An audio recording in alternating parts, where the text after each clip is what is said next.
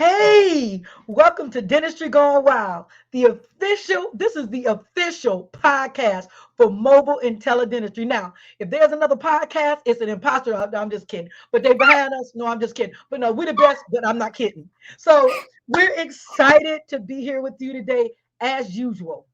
My buddy Melissa Turner and I, we always bring you the very best of what's going on in mobile and teledentistry. That's right. We're excited always to be here before you talking about our amazing podcast. But before we jump into all the nitty gritty and I guess I have to talk to my girl. How you doing, Em?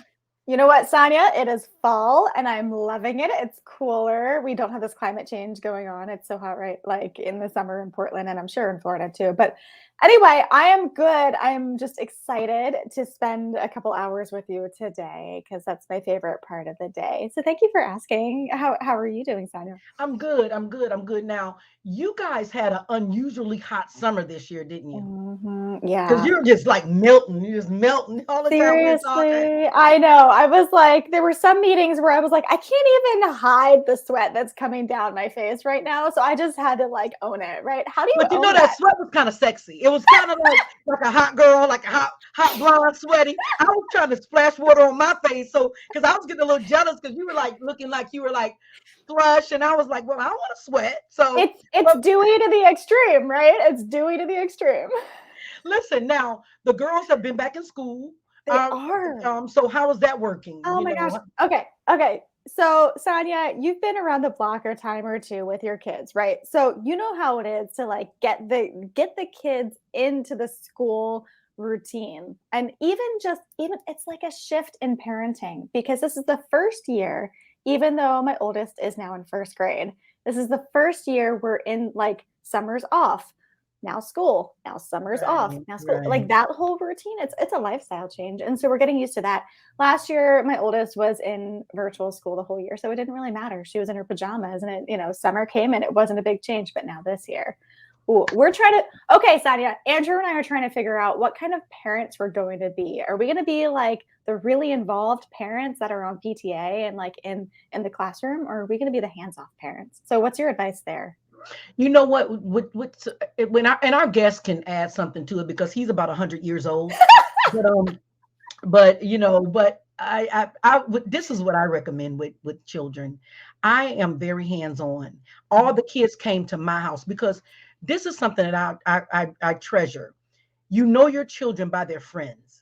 So my kids never spent the night out. Everybody spent the night at our house. I was Mama Sonya. Now that everybody's grown and gone, they're working, they're doing this. I see them all in the community. I'm still Mama Sonya. And because I knew what type of friends they had. I was all involved in the PTA. My kids were in sports. I was at every game. I was the soccer mom because that time is going to pass in your life. I just enjoyed it. I just enjoyed that season. I seen them grow up. I was involved, and I wouldn't trade it for anything.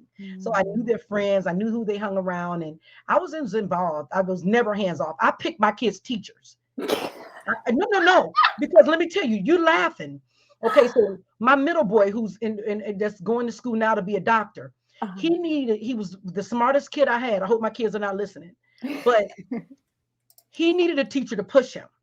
He didn't need someone to just give him work. He needed a constant pushing. So he needed an older, more structured teacher. My daughter was sassy and had a yazzy mouth. She needed a younger teacher who can kind of get with her. I knew my children's personalities. So I would go to the school and sit in the classrooms and see the teachers toward the end of the year. And I picked their teachers all through middle school. Now, I couldn't be elementary school. You can't pick them in middle school because they're changing. But that's how involved I was. I picked their teachers. My oldest son, he had ADHD. He went through all the teachers.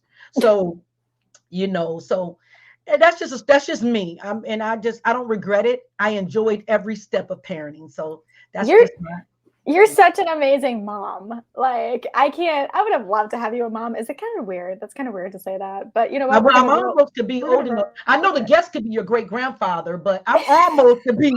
I'm just kidding. Let's get our guest going because we're gonna be mad. He needs to defend himself. I know. Okay, so poor Get Ryan. him on. Here I'll we be go. back. Let you introduce our guest. Okay, so thanks everyone for listening. Thanks for dealing with us. And before I start, Sonya, your lashes are killing it today. So okay, here we go. So we'll talk about Ryan and his lashes later. But so Today on our podcast, guys, we have an amazing, amazing guest with us. I mean, we're bringing you the best of the best. So, in the mobile and teledentistry world, there's been a lot of talk about accreditation through the years, and I'm talking decades. Decades we've been talking about this. Well, today we have a solution, and we're excited to be bringing this to you. So, let's welcome Ryan Ragan. He is a business development manager for ACHC, and he's going to tell you a little bit about himself. Ryan, thank you for being here. It's great to be here. I feel like I've made it. But for the record, I'm half 100. I'm just half 100. So for the record, and I am a grandfather twice, though. So not great grandfather. We got a ways to go. Never been accused of having great lashes or being sexually upset. Never been accused of those things. So first time, man. First time for everything. First time for everything. And when a bald man sweats, there's nothing sexy about it. I'm just You really can't hide it, can you? I mean, maybe your goatee will catch it here and there, right? It's rough. And I don't look good in headbands. I look like some weird person from the 70s that doesn't belong. You know what? Anything goes these days. And I live in Portland, Oregon. So come on, when you're here, you're gonna wear that headband. Yeah. Well, I'll practice. I'll try. Well, Ryan, thank you for being here. So, you know, like I said, the dental community has been talking about accreditation for mobile dentistry. And most recently for teledentistry, because that is, you know, the latest kind of delivery model that we have, and even in other forms. So can you tell us a little bit about ACHC and what you do there? And then we're going to dive into a lot of tough questions for you, and maybe even some more questions about your lashes. Oh, okay. Well, okay. I'll do my best. ACHC, we're an accreditation organization internationally. What that, we have CMS deeming authority. So if people want to bill CMS for certain programs, they have to be accredited. And we run the entire continuum of care. We do everything from hospital, health systems, down to home health, private duties. We have a whole pharmaceutical wing, compound pharmacies. And just in the last month or so, we've launched into the mobile dentistry arena. It's not something that, we take lightly when we go into new programs or things like that. But there were people, as you well know, in your industry talking about it that felt that there was a need for it. So they kind of come to me and say, let's do some feasibility studies on this and tell us what you think. And it really is. I mean, there's some phenomenal people out there doing a lot of great work. And really what we do as an accrediting body is we come in and validate that work. We come in and say, you are doing this right, the way you're doing certain processes. It's, for those folks giving you contracts, whether it be an assisted living facility or a school, it's kind of a risk reduction for them. Now they know that the folks that they're awarding these contracts to have been validated by an outside third party with no, we have no skin in the game. We have no axe to grind. We have no bias. We're just coming in to make sure that you're meeting these specific standards that utterly, uphold the highest patient care. Wow. And now that is so needed. That is so needed in mobile dentistry, because for so long, some people, I've talked to other mobile dentists, and they feel like it's kind of like a wild west, that dentists are just going in, kind of doing what they're doing. I shared this with you, Ryan, because it was something that really bothered me. I walked into a nursing home with my whole dental team, and it was a dentist in a dark room, and he was, it was dark to me. He just had the light on, but he was doing an extraction. He had a paint bucket, and he had the guy spitting in the paint bucket, and he was just leaning on the side of his wheelchair. So, all it takes is one person to kind of mess it up. And then we're all dental mobile practices are scrutinized just because of one situation, right? That's 100% accurate. And what this does, and we've seen it in various industries that we accredit, it'll weed those folks out. Basically, the people that are going to be left are those people that are doing the right things, that are following the proper procedures, that are doing the proper sterilization techniques with the proper equipment. Those are going to be the ones that are left, and that's what any medical industry, I think wants is we want the best possible care that we can give to patients, not the cheapest, not the fastest, not the easiest. We want the best. And you and I have had these conversations. I think, going towards accreditation is another step that can help point that light that regardless of pandemics and conditions, that dentists and mobile dentistry workers are essential workers, whether people want to admit it or not, they are. And to me, this is another step towards that.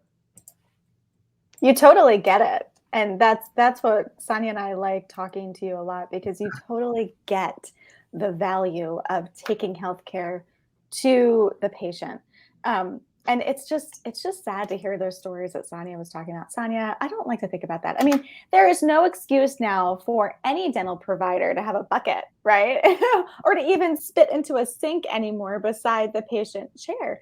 We've got so many new technologies and products and services that are now standard of care, and you don't need that type of thing. So Ryan, I'm curious, in your so you work with mobile dentistry accreditation, but you work with a lot of other groups outside of dentistry. Can you give us a lowdown on what you're seeing there?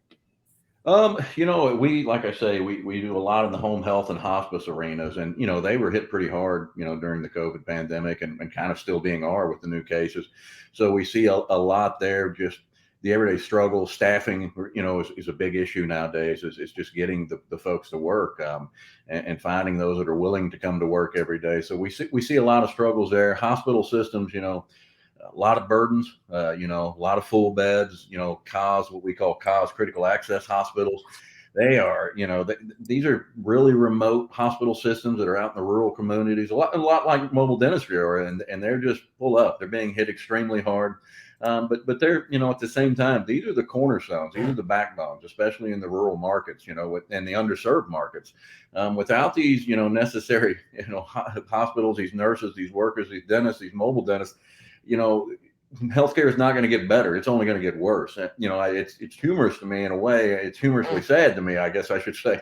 And I've said this 100 times. I can't imagine anything in your body health related, that doesn't start from an oral hygiene perspective, and it relates to so many other things. And so I think, if you can, start setting those goals, especially with these younger children, underdeserved communities, and with the elderly patients in assisted living facilities, it's prolonging their quality of life. It's setting good habits at a young age.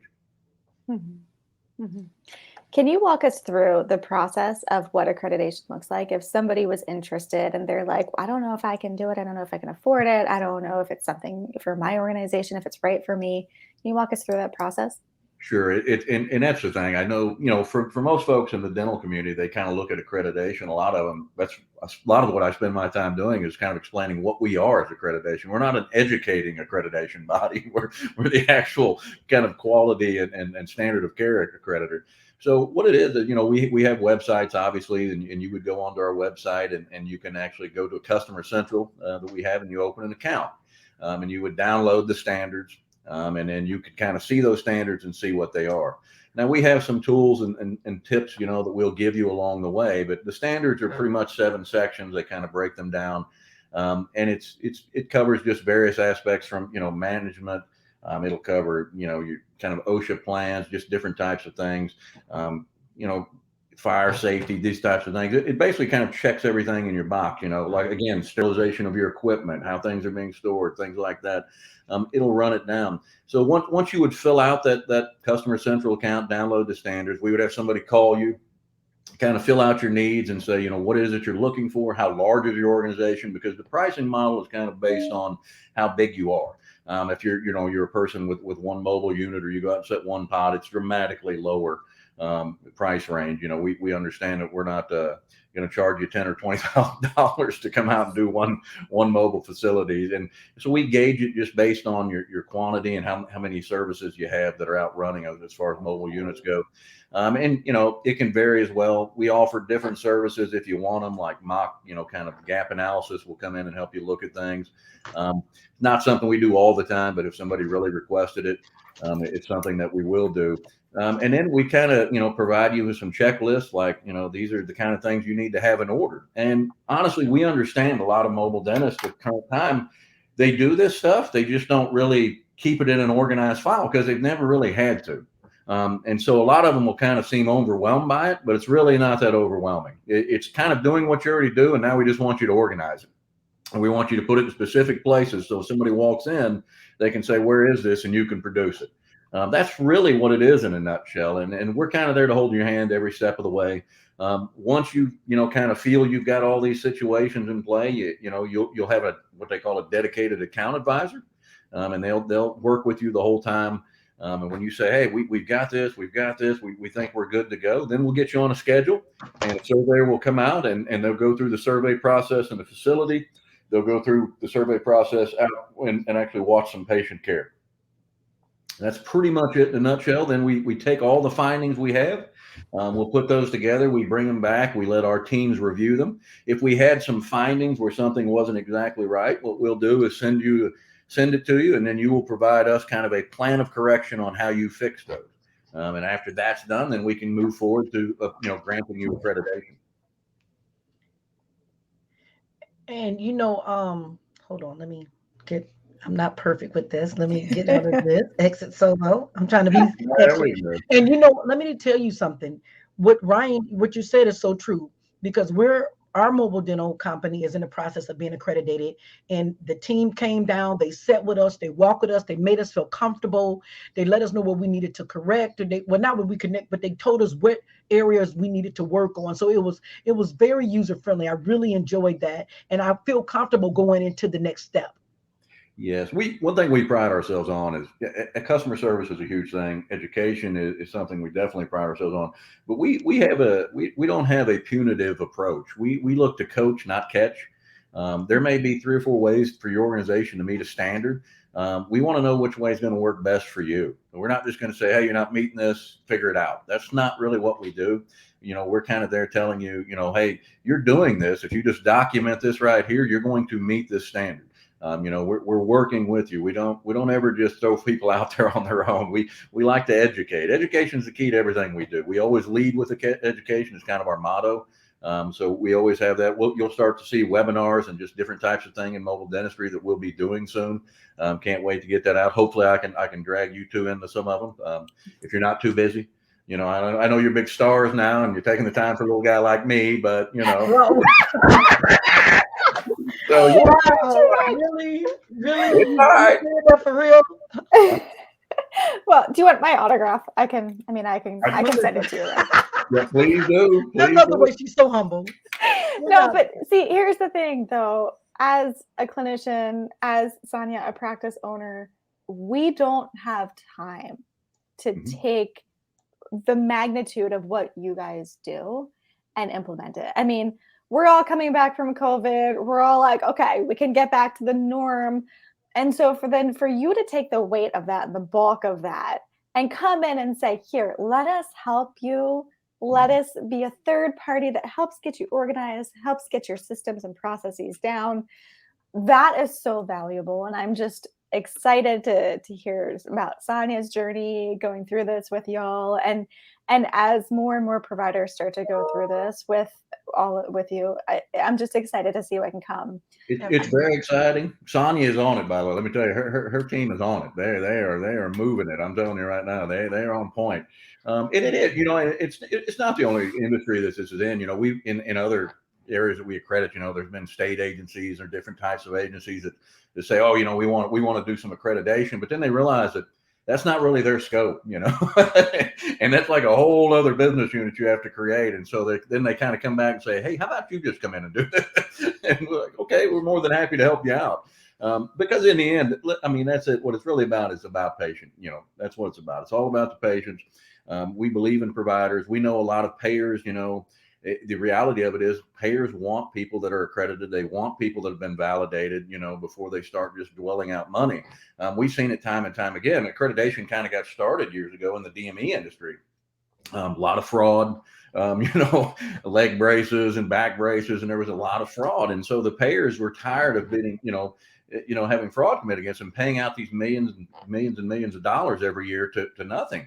And so they said, hey, let's put accreditation in this. And it was really quick to see, where that fraud was coming from, who was legitimate businesses, who were PO boxes, that were just running these types of scams. And it's unfortunate, but there are those out there in the world, as you've seen yourself, that'll take advantage of some of these situations.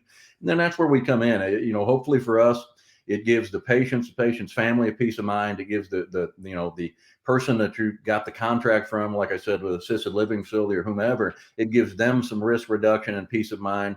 And it validates you all, where you can hold your head up and say, you know what, I know we're doing this the right way. We've had people come in, we've been through the survey process, and we nailed it. And so you can hold your head up high, and it separates you from others out there. When you can walk in and say, hey, we've been validated, nobody else has, it's kind of a nice thing.